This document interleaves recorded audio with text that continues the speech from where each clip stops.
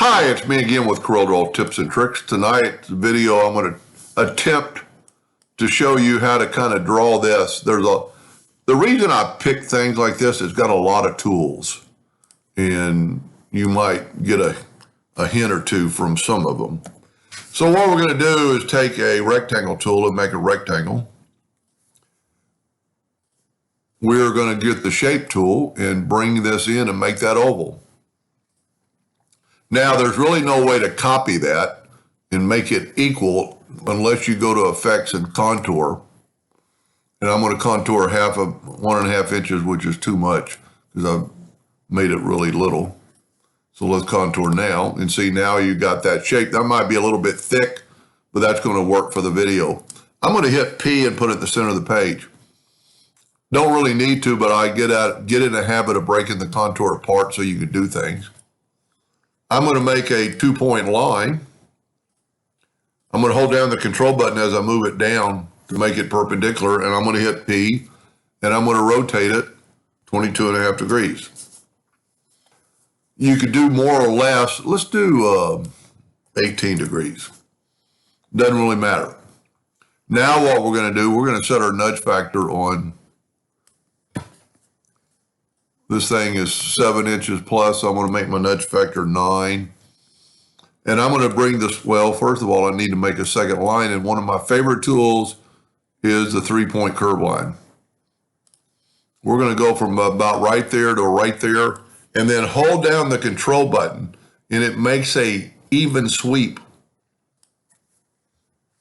Now we're going to take the Smart Fill tool and fill that in. Doesn't really matter what color you use.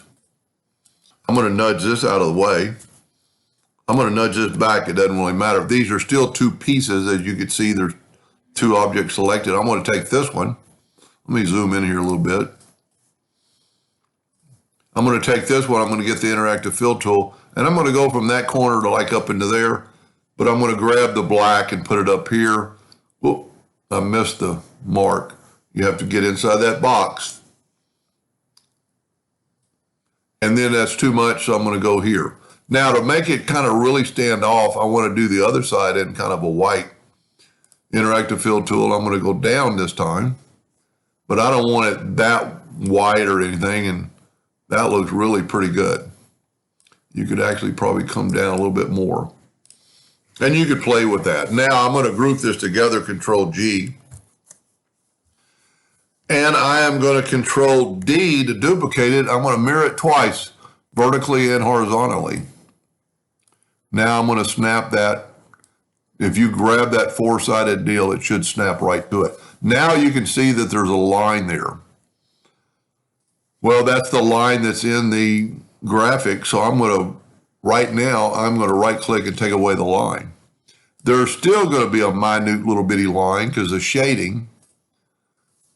But I'm going to set my nudge factor now like on 0.001, and I'm going to nudge this one in. Kind of takes the line away because it doesn't matter really what size, your object is. Now I'm going to Control G to group it, and I am going to rotate it manually. This is probably the easiest way to make a continuation. I'm going to go ahead and delete this, don't need it. But I'm going to bring in an indexing line, and I'm going to put it right there on that corner. Now, to make it easier to manipulate, I'm going to double click on it. I'm going to move the rotation to that node, and then I can move this down to that node. So now I'm kind of on the same playing field. Now I need to measure how far I want to nudge it. I'm going to get the parallel dimension tool. And I want to take this corner and put it there.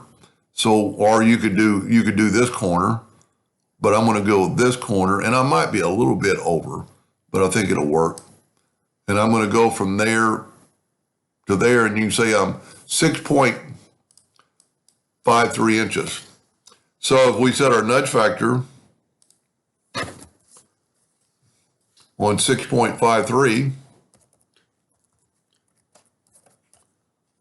we shouldn't have to do too much. We're going to Control D to duplicate it and then move it over and see what it's doing. It's just making a perfect